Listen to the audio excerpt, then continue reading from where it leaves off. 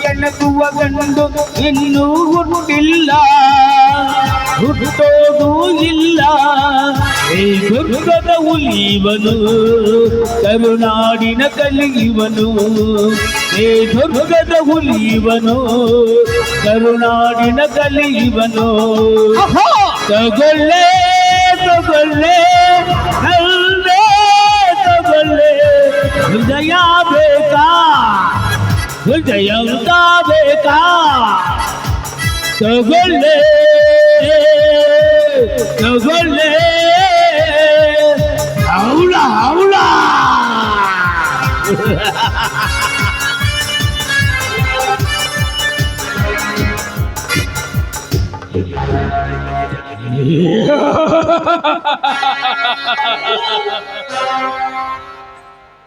ಧನ್ರಾಜ್,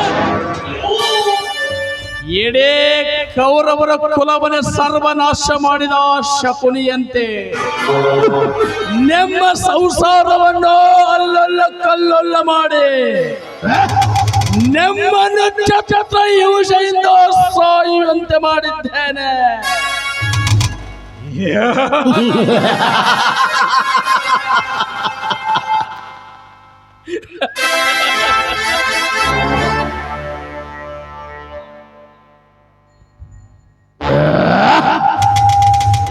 ನಿಮ್ಮ ಬೋಳಿನ ಗೋಳನ್ನು ಕಂಡು ಏ ವಿಷಧರ ಸಂತೋಷ ಪಡಬೇಕು. ನಿಮ್ಮೆಲ್ಲರ ಸೂತ್ರಧಾರನಾಗಿ ನಾನು ಕುಣಿಸಿದ ಹಾಗೆ ನೀವೆಲ್ಲರೂ ಕೊಣದಿದ್ದೇನೆ. ಹೌಳ ಹೌಳ.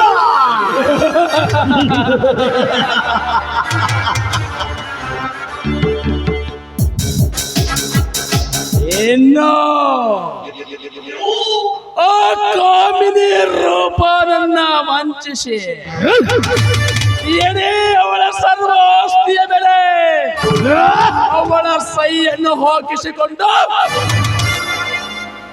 ಅವಳ ತೋಳಿಗೆ ಬೆರಗೋಳಿ ಹೋಗಿ ಬಂದು ಅವಳನ್ನು ಬೋಳ ಶಿಪ್ಪಿನ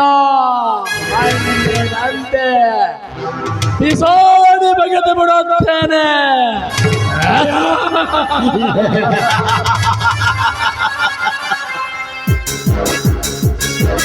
ರೂಪಾ,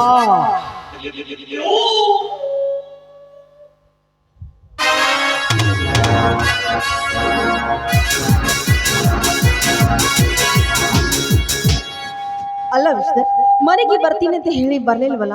ಇವತ್ತು ನಮ್ಮ ಮದುವೆ, ಯಾಕೆ ತಾಳಿ ಎಲ್ಲಿದೆ? ರೂಪ,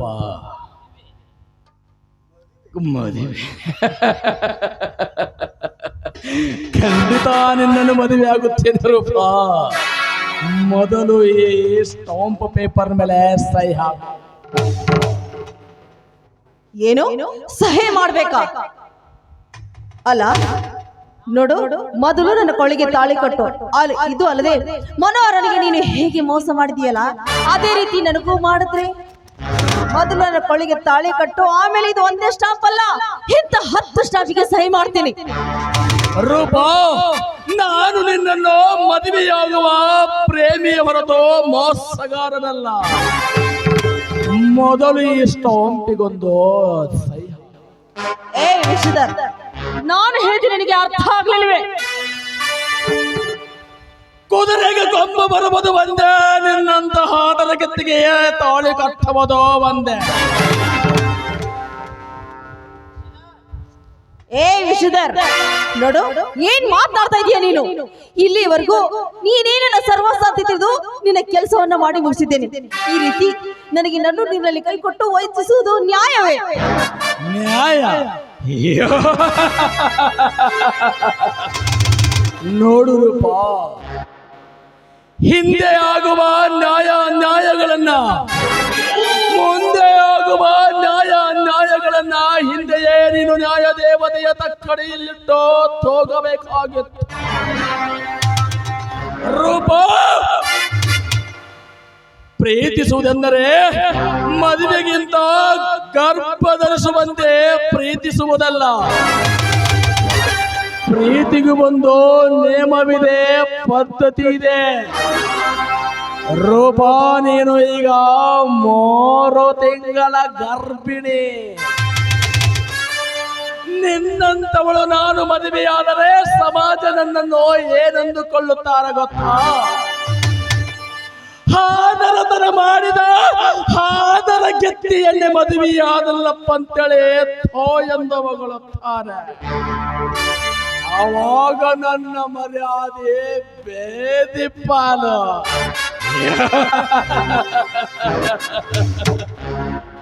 ದ್ರೋಹಿ, ಇಷ್ಟೆಲ್ಲ ಮಾಡುದು ಸಾಲದು ಅಂತ ನಿನಗೆ ಮರ್ಯಾದೆ ಬೇರೆ ಬೇಕಾ? ವಿಶ್ವಧರ್, ಅಲ್ಲ ನೀನು ನನ್ನನ್ನು ನಿಜವಾಗಿ ಪ್ರೀತಿ ಮಾಡ್ತೀಯ ಅಂತ ತಿಳಿದು ನಾನು ಮೋಸ ಹೋದೆ. ಆದ್ರೆ ನಿನ್ನನ್ನು ನಂಬಿ ನನ್ನ ಸರ್ವಸ್ವವನ್ನೇ ಹಾಳು ಮಾಡಿಕೊಂಡೆ. ಈಗ ನಾನು ಕರ್ಪೂರದ ಗೊಂಬೆ ಅಂತೆ ಕಲ್ಲಾಗಿ ನಿಂತು ಬಿಟ್ಟೆ ನಿನ್ನ ಮುಂದೆ. ನೋಡು ರೂಪ, ಕಲಿಯುಗದ ಕಾಲವೇ ಅಂತದ್ದು. ಮುಂಜಾನೆ ಅರಳಿದ ಗುಲಾಬಿ ಬಿಸಿಲಿಗೆ ಬಾಡುವ ಹಾಗೆ ನಿನ್ನ ದೇಯ ಬಾಡಿ ಬೆಂಡಾಗಿದೆ. ನೀನಿ ಪಟ್ಟ ಆಸೆ ನೋಡು, ಮೃಗಜಲ ಬಿಸಿಲು ಕುದುರೆ ಬೆನ್ನು ಹತ್ತಿದ ಹಾಗೆ ಗಂಡ ಮೆಂಡರಿಗೆ ಸರ್ಗ ಹಾಸುವ ಸೂಳೆ. ನಿನ್ನಂತ ಬೀದಿ ಬಸವಿಗೆ ನಾನು ಮದುವೆ ಆಗಬೇಕು.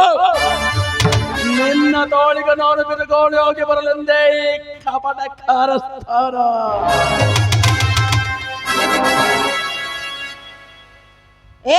ಸಾಕು ಮಾಡೋ ಸೂಳೆ ಮಗನೇ. ಅಲ್ಲ, ಇಲ್ಲಿವರೆಗೂ ನಿನ್ನ ನಿಜವಾಗಿ ಪ್ರೀತಿ ಮಾಡ್ತೀನಿ ಅಂತ ಸುಮ್ಮನಿದ್ದೆ. ನಿನ್ನ ಮಾತನ್ನ ಕೇಳಿ ನನ್ನ ಬಾಳನ್ನೇ ಹಾಳು ಮಾಡಿಕೊಂಡೆ. ಆ ಮನೋಹರನ ಬಾಳಿಗೆ ಕಲ್ಲು ಹಾಕಿದೆ. ಅಷ್ಟೇ ಯಾಕೆ, ಆ ಮಧುಚಂದ್ರನಿಗೆ ಮೋಸ ಮಾಡಿ ನನ್ನಿಂದ ದೂರ ಮಾಡಿದೆ. ಅಷ್ಟೇ ಯಾಕೋ, ಆ ಮಧುಚಂದ್ರನ ಕೊಲೆ ಕೂಡ ಮಾಡಿಸಿದೆ. ಅದು ನನ್ನ ತಲೆಗೆ ಕಟ್ಟಿದೆಯಲ್ಲ, ಇದು ತಪ್ಪು ಅಲ್ಲವೇ?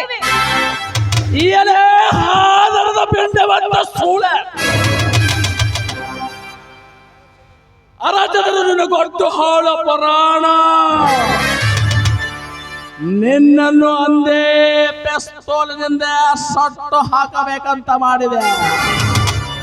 ಪಾಪ ನನ್ನ ಬೆಂಗಾವಲಾಗಿ ನಿಂತು ಅದೆಷ್ಟೋ ಕೆಲಸಗಳನ್ನು ಮಾಡಿಕೊಟ್ಟಿರುವೆ. ಅದಕ್ಕೆ ಬದುಕಿಕೊಳ್ಳಂತ ಸೊಮ್ಮನೆ ಬಿಟ್ಟೆ. ನನ್ನ ಕೆಲಸ ಬಹಳಷ್ಟಿವೆ, ನಾನಿನ್ನು ಹೊರಡುವೆ.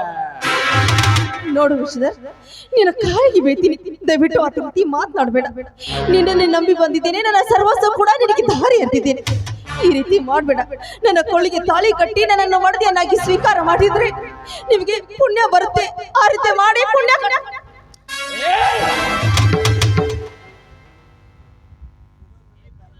ಬಿಡ ನನ್ನ ಕಾಲಗಳನ್ನ.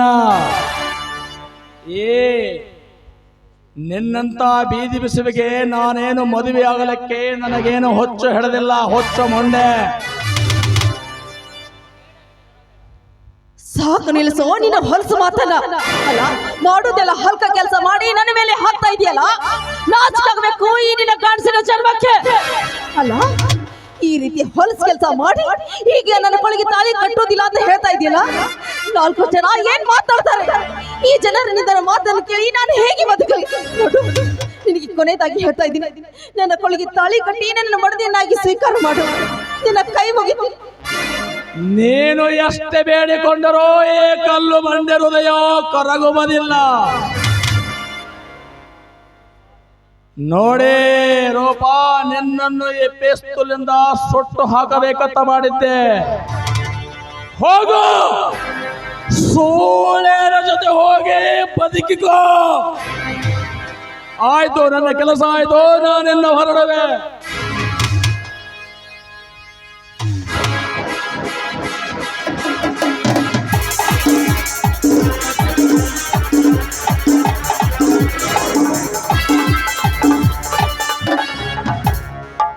ಎಲ್ಲ ಸೂಳೆ ಮಗನೇ, ನನಗೆ ಸೂಳೆ ಅಂತ ಹೊಗಳ್ತೀಯಾ? ನೋಡು, ನಿನ್ನ ಮಾತನ್ನು ನಂಬಿ ನನ್ನ ಗರ್ಭದಲ್ಲಿ ಮಗುವನ್ನ ಹುಟ್ಟಿರುವೆ. ಆದ್ರೆ ಈ ಗರ್ಭ ಹೊತ್ತಿರುವ ಈ ಸಮಾಜಕ್ಕೆ ಗೊತ್ತಾಯ್ತು ಅಂದ್ರೆ ಈ ಮಗುವಿನ ತಂದೆ ಯಾರು ಅಂತ ಕೇಳ್ತಾರೆ. ಆಗ ಈ ಮಗುವಿಗೆ ತಂದೆ ಇವನು ಜಾರಣಿಯ ಮಗ ಅಂತ ಹೇಳ್ತಿ ಈ ಸಮಾಜ. ಅದಕ್ಕೆ ಅದನ್ನ ಕೇಳೋದಕ್ಕಿಂತ ಮುಂಚೆ ನಾನು ಬದುಕಬಾರ್ದು, ನಾನು ಸಾಯ್ಬೇಕು. ಹೌದು, ಈ ಜನರ ನಿಂದಿನಿಯ ಮಾತನ್ನು ಕೇಳಿ ನಾನು ಬದುಕಬೇಕು. ಇಲ್ಲ, ನಾನು ಸತ್ತೋಗ್ಬೇಕು, ನಾನು ಸತ್ತೋಗ್ಬೇಕು. ಇಲ್ಲ, ನಾನು ಸಾಯ್ಬಾರ್ದು. ನನ್ನ ಪ್ರೀತಿಗೆ ಮೋಸ ಮಾಡಿ ನನ್ನ ಕೈಯಿಂದ ಎಲ್ಲ ಸರ್ವಸ್ವವನ್ನು ಕಿತ್ತಿಕೊಂಡ ಆ ಸೋಳೆ ಮಗನಿಗೆ ತಕ್ಕ ಪಾಠ ಕಲಿಸಲೇಬೇಕು. ಇಂಥ ಸೋಳೆ ಮಕ್ಕಳು ಈ ಭೂಮಿ ಮೇಲೆ ಇದ್ರೆ ನನ್ನಂತ ಹೆಣ್ಣು ಮಕ್ಕಳಿಗೆ ಅನ್ಯಾಯ ತಪ್ಪಿದ್ದಲ್ಲ. ಅದಕ್ಕೆ ಇಂಥ ಸೋಳೆ ಮಕ್ಕಳನ್ನ ಕೊಂಡಿಟ್ಟುಕೊಳ್ಬೇಕು.